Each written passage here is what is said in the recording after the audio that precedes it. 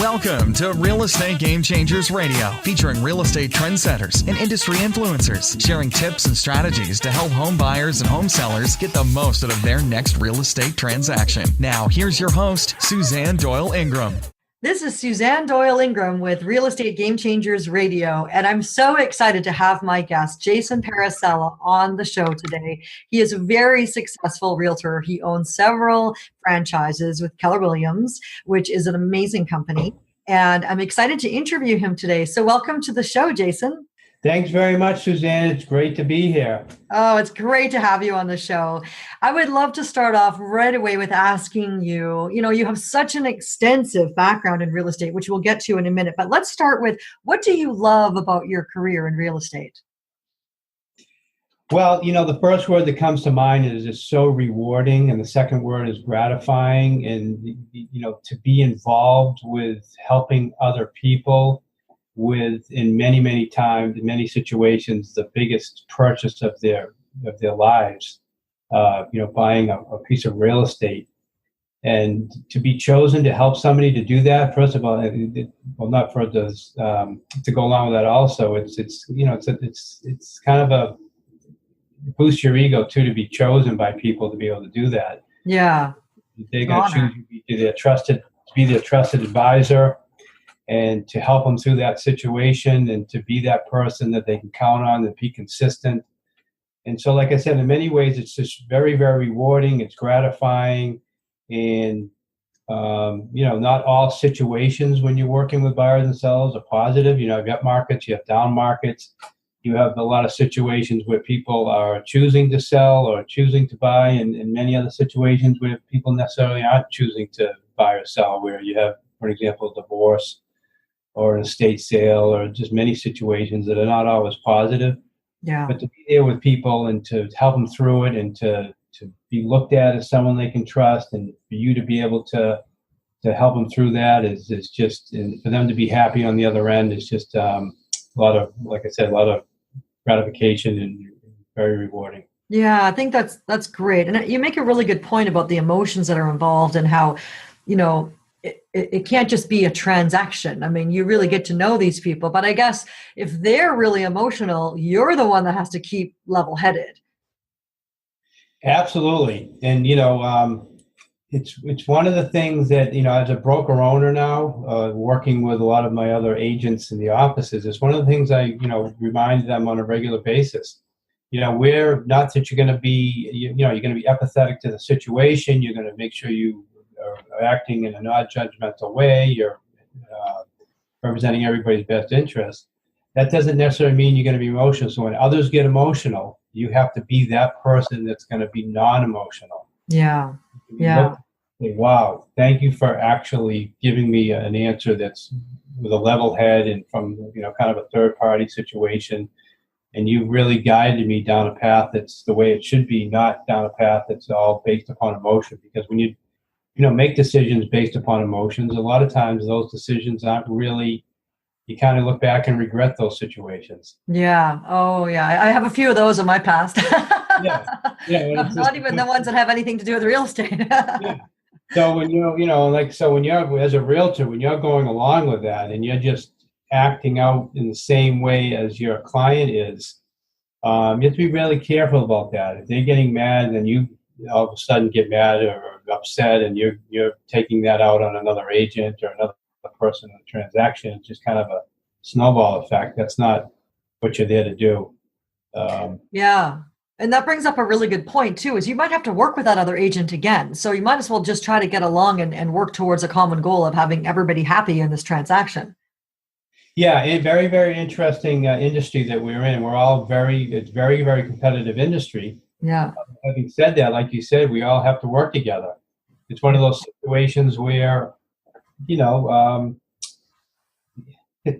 like I said, it's you're competitors, but you do need to be someone that's looked at as being cooperative, and is someone that people want to work with, because the way the real estate industry works, if you have a listing, chances are you're not going to sell it. A buyer is going to come from another completely different real estate brokerage. Right. They're going to be the buyer, and you're going to split the commission. And if you're going to be splitting commissions with people, and they're going to bring you a buyer to the listing that you have, then, like you just said, you have to be someone that people want to work with. Otherwise, it's really going against your client. Mm-hmm. And really Yeah. not in your client's best interest in any way, shape, or form to be having an adversarial relationship with the other broker on the other end. Yeah, that's a good point. Yeah. So I haven't mentioned where you work. So tell me about the area where you live and work. And I know you own a few franchises, so that might cover quite an area. Yeah, so I'm born and raised in Beverly, Massachusetts. And so I started my first Keller Williams franchise in Beverly in 2002. But prior to that, I worked for a regional company called Carlson Real Estate, and really got licensed back in 1990. So I've been in the business for quite a while. Mm-hmm. Full time in '96, and always been selling real estate in the North Shore area, which includes Beverly and surrounding towns. Since 2002, we have expanded into other counties. One being, I'm in the Essex County area, so the other county is Eastern Middlesex County. So there's different areas that I work and that I have offices in, but it's generally the same North Shore area, which is 30 miles north of Boston. So it's very convenient to Boston. We're on the coast. So we enjoy the ocean and the beaches and the cool summer breezes, and it's just a great area to be living in, convenience-wise, and being near the water, and Nice. all close to all the major roads and the highways. And so it's been, and also in the northeastern part of the country, we really, in a lot of ways, when we get, we have a down market or things shift and things that are happening in, just for an example, down in Florida or Las Vegas or some of these other places that are much more volatile, we don't get hit nearly as hard. It's much more solid in New England and in the northeast area of the country, where the prices are generally higher. The prices are generally more stable than the rest of the country. So really, I think in a lot of ways, we're spoiled. You hear a lot of things that are going on, and you have to be really careful with what you hear on the news, because it's not necessarily what's going on in your particular market. And I've seen that over the years many times. So I'm fortunate to be working on a market that's just very robust, very attractive for people to work out of, and to live and to raise their families and enjoy life. That's great. It sounds like a beautiful area. And you said it's fairly close to Boston. So do people live where you are and commute to work in Boston? Absolutely. It's very, very common. And that's another good point. The commuter rail is right, for example, where I live in Beverly, there's the full commuter rail that goes right into Boston. It takes you about 30 minutes, give or take. Oh, that's great. By train. And depending on traffic, just about the same amount of time if you're driving. Yeah, well, I think commuting isn't too bad if someone's driving the train for you, and you could get caught up on work on the train or read a book or something and not have to deal with the traffic. That'd be ideal. Absolutely. Yep. And it's very common. For example, where I live, my house is probably less than about 10 minutes to the train, just walking. Oh, that's great. Walking to the train in the morning. Nice. And so just all of that, like I mentioned, and the ease of travel and things like that, it's a very attractive place to live. So tell me about your Keller Williams franchises. I mean, I've heard so many great things about the Keller Williams company. I can totally understand why you would be involved with them. So how many do you have, and how did that happen? Most people have well, not most people, but sometimes people have an aspiration to own a brokerage, but you own more than one. So tell me more about that. It's interesting. We touched upon it earlier, whereby we're in an industry where you need to get along with your competitors. And interestingly enough, I was at a showing once. I believe I was with a buyer, and the listing agent was there. So this listing agent was with another company. And he mentioned to me, geez, have you heard of this company called Keller Williams? And I had said to him, no, this was back, prior to 2002, probably, late, what would that be, 1999, I guess. That he mentioned it to me, and I said, no, I don't really know anything about it. And he said, it sounds like a pretty good company. So I checked into it. I actually told him, hey, I'll be happy to talk with someone, whoever I need to talk with. And I got a call from Keller Williams, the New England region. They called me and said, heard a lot of great things about you, and I'd love to talk with you about opening offices in New England. Oh, so great. I think what it all stemmed from was that and it's a lot of times when you're doing things, you don't really know how things are going to come back or how they're going to affect you. But yeah, it seemed like I had a good reputation in the industry. I always was cooperative with other agents. I always gone along with other agents. At a listing appointment, I would tell the client straight out, one of the benefits of listing with me, I'm going to make it as easy as possible to get your house sold. I'm probably not going to bring the buyer, but I'm going to make it so easy and so attractive. And I've got such a reputation that I've built that when I list a property, agents want to come show it because they know I'm going to be easy to work with. They know it's going to be priced right. They know the house is going to look good and all these things. So my reputation that I developed was something where I drew attention in a positive way that really directly got me in touch with Keller Williams when I wasn't even looking to open my own brokerage. That's amazing. Yeah, so it just kind of all worked out that way. I started talking with the region. I was doing, very well as an agent as well, so I built a reputation and talked with them and thought it sounded incredible. I was thinking to myself, geez, as an agent, this is everything I would possibly want as an agent. So it's a no-brainer for me to work for Keller Williams regardless. Yeah. And so I just kept going with it and, opened my first office in 2002 and we went from there. That's great. And how many do you have now? There's 5 offices. So there's 3 different franchise territories. So kind of technically speaking, there's 3 different franchises. Okay. And when you grant you a franchise, it's a territory. So there's, 8, between 5 and 10 towns per territory. Mm-hmm. So I've got 2 franchises with 2 offices and then 1 franchise with 1 office. So there's 5 offices total. That's great.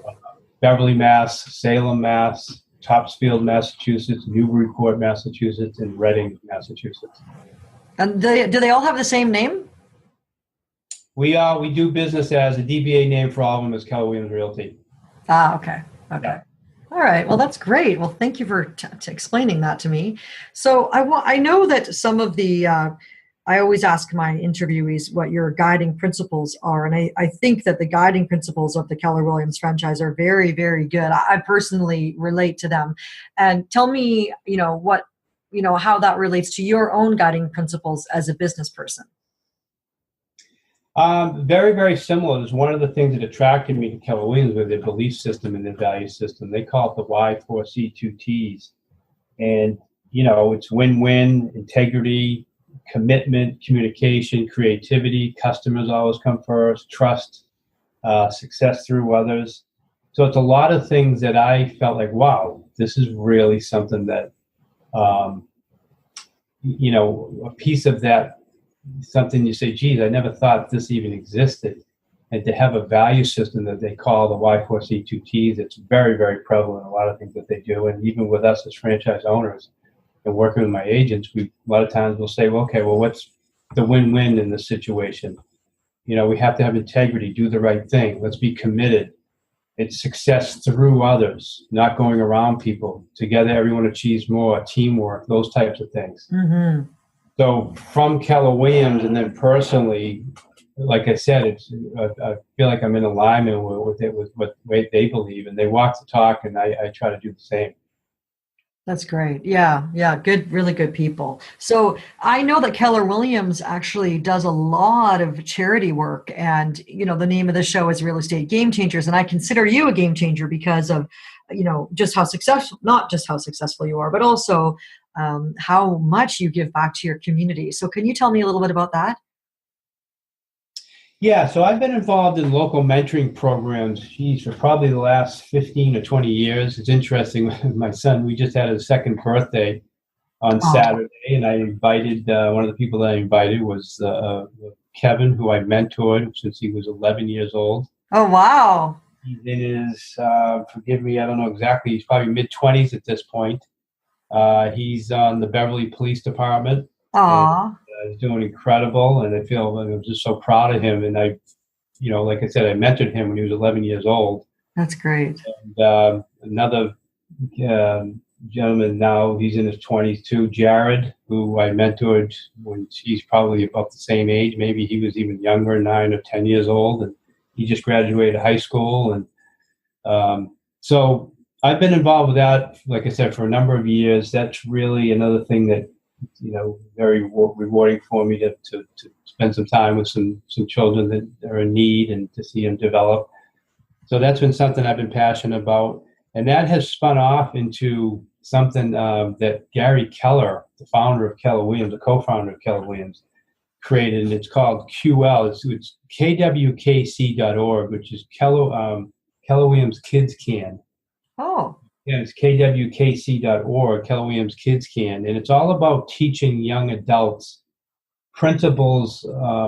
And they're not Keller Williams principles. They're principles that they're pretty much overriding overall most of the successful people and what these people do. What's the kind of the common threads and the common themes and the common things that people do, goal setting and financial management and how things work, and those types of things where young adults aren't necessarily learning from anybody else, or they're not learning in school, and it's not something that's just taught to them. Mm-hmm. So I'm actually a certified QL. The name of the course is called QL, which stands for Quantum Leap. Oh, cool. And the course is specifically for 18 to 24-year-olds, young adults, teaching them, like I said, these core principles. So I'm a QL instructor for Gary Keller. And the next course is on February 3rd. I'm going to be doing that in the Beverly area. Wow, that's great. Yeah, that kind of goes along with the mentoring piece of it. And then also, Keller Williams is very, very heavily involved with something they call KW Cares. Mm-hmm. So we have a national fund and a local fund. And KW Cares is specifically for, at this point, don't quote me exactly, but you're talking about 150 to 170,000 agents. Wow. That Keller Williams is now, Keller Williams says that this fund and this charity is specifically for the agents and their families to help them when things happen, whether it be a disaster or things that happen in the family. Yeah. Situations or whatever the case may be, to be involved with helping the people that we're in business with, and that goes with us locally too. So the 5 offices I'm involved with, which is approximately about 450 agents. Well, that sounds amazing. I think it's wonderful how much Keller Williams is involved in the community, and just getting back to what you were saying about the young adults QL course. I think it's fantastic that, these are young adults that may not necessarily go into real estate, but to have those sort of success principles to take them through life. I find, because I own my own business, and my dinner conversations with my 3 kids around the dinner table are very different than others, I'm sure. And we talk about those sorts of success principles. But yeah, I think that's a wonderful program, and it's so great that you're involved in it. Yeah, like I said, it just goes along with what I've done, for a number of years with the mentoring. And this is more of a strategic so-called way, or more pre-planned, deliberate way to help people with very specific things, that actually been built, developed into a course.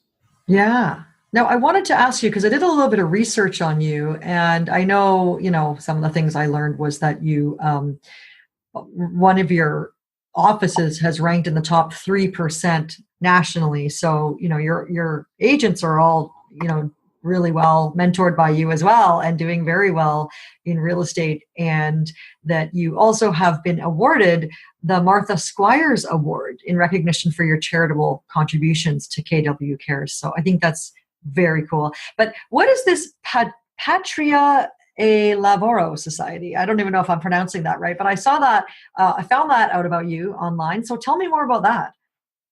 Yeah, the Petrelli Lavoro Society is a very local charitable organization. It was started, quite a few years ago. It was really started originally. It was for the Italian immigrant families that came here. Many of them to build. I don't know if any of the the people listening or yourself might have heard of the United Shoe Machinery Corporation, which was in Beverly, Massachusetts. That employed many, many, many, many people. And many immigrants came over to the United States, and specifically to Beverly, Massachusetts, to build the United Shoe. Wow. And so this particular organization was kind of stemmed from those so-called original immigrants that came over that kind of all needed to kind of gather together and help each other and create an organization to make sure they're taken care of and to help others in need and just be kind of like an extended family. So we give to a lot of different local charities, and we do a lot of things locally to help others, and depending on kind of what's happening locally in the community. But that's a very, like I said, very local organization, very low key, but something where, like I said, we help others and give scholarships and all types of things like that to get involved. Oh, that's excellent. That's great. I love the sound of that. Now, I want to change gears a little bit here and ask you, you weren't born a real estate agent. So what did you do for your career in your early years? And did that lead into becoming a realtor, or why did you start your career in real estate? Yeah, interesting, which is probably the case with many, many realtors, that it's like I don't know, at one point you say, well, I'm going to school, or I'm going to go take, that you purposefully say, I'm going to be a real estate agent. Yeah. Probably very rare. Although Gary Keller himself, I don't know if he was going to necessarily, he went to school to be a real estate agent, but he actually majored in real estate. So that's an interesting side note, that you don't see a lot of people that actually major in real estate. Yeah, I've actually interviewed a few realtors who went straight into real estate, and it's very difficult for someone who's 17 or 18 or 19 years old to be taken seriously as a realtor. It's really, I think, very good to have some previous experience, whether it's in sales or accounting or some kind of other business, and then go into real estate. Yeah, absolutely. And that, that's definitely a challenge when, you're younger and, people look at you, what do you know about real estate? Yeah. Although a lot of young, so-called young people coming out of college, or these young entrepreneurs that are coming in and doing very well in real estate. Anyway, I went to school I went to Stonehill College, and my major was actually communications. I really didn't know what I wanted to do, other than the fact that I always had it in my mind, just because that's how I grew up. My dad was an entrepreneur. My dad owned businesses. I worked with my dad, since I can remember. Mm-hmm. So that entrepreneurial spirit, and watching him, I just kind of thought that, whatever I was going to do was going to be my own business. And when I got out of college, I continued to work with my dad and took over one of his businesses. And we ended up selling that in 1996. And prior to that, I had mentioned to you earlier, I got licensed in 1990. So from 1990 to 96, I was doing real estate part-time. Ah. The business that I owned with my dad was called Ralph's Ice. And it was actually a nice ice manufacturing business. So we made packaged ice and delivered to stores and grocery stores. And anywhere you see packaged ice, that we had a lot of different places we delivered to. And in the wintertime, there really wasn't much going on.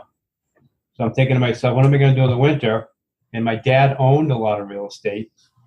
And so I said, geez, maybe I'll just go get my real estate license, and I don't know what I'm going to do with it, but we'll see what happens.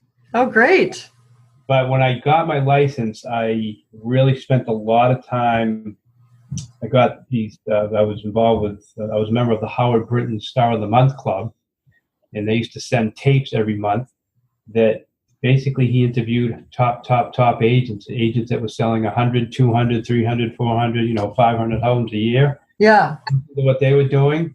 And I'm like, wow, I can do that. And it seems like it's going to be a lot less aggravation between all the machinery that we have with the ice business and the trucks and the liability, all kinds of refrigeration and stuff.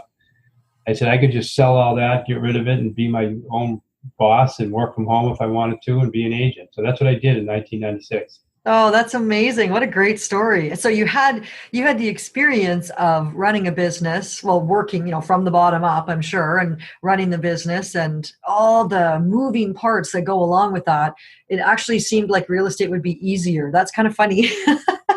Yeah. It was like owning your own business, like you said, and it kind of segued into when I got approached by Keller Williams that I already run my own business, so I wasn't afraid of doing that again. Yeah. And it's one of the great things about real estate is it's your own individual, you're an independent contractor, it's a business within a business, and you treat it like a business, and it's very straightforward. There's not a lot of businesses you can get in with such a low, pretty much for nothing. Go get your license, whatever the course costs, $400 or whatever the case may be. Mm-hmm. Go get your license, and for $400, less than $1,000, you can actually own your own business. It's amazing. But I think it's really, really critical for anybody listening to this now who might think about going into real estate.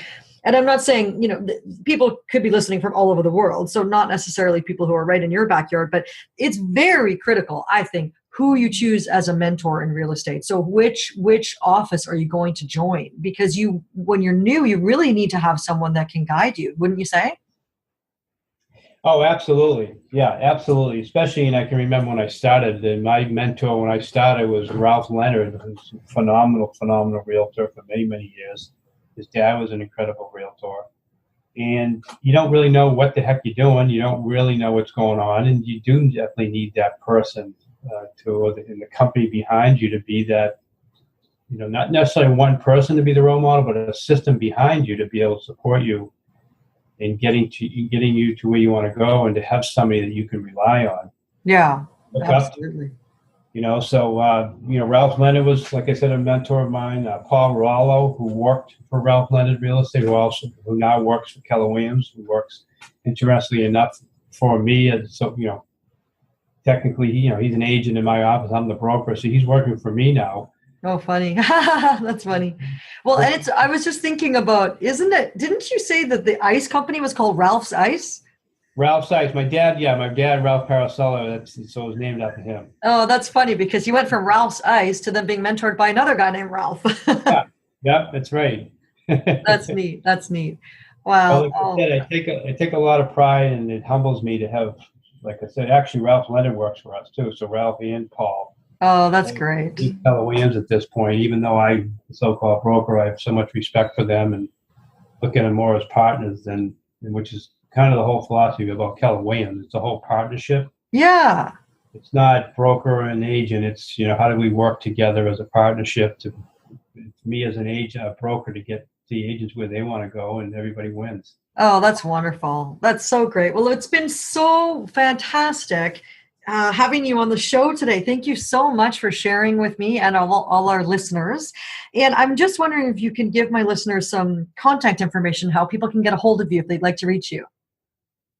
Yeah, absolutely. So the first way I'll give you, I'll just give you my phone number, email address, and my website. So anybody can call me at 978-927-6030.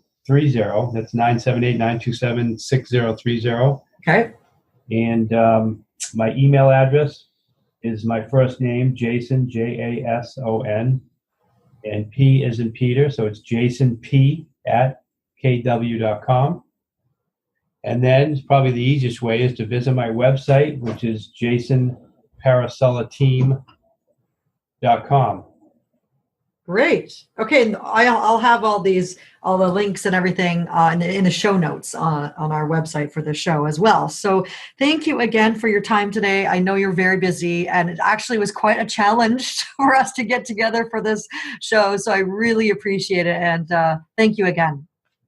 Thank you very much, Suzanne. It's been a pleasure.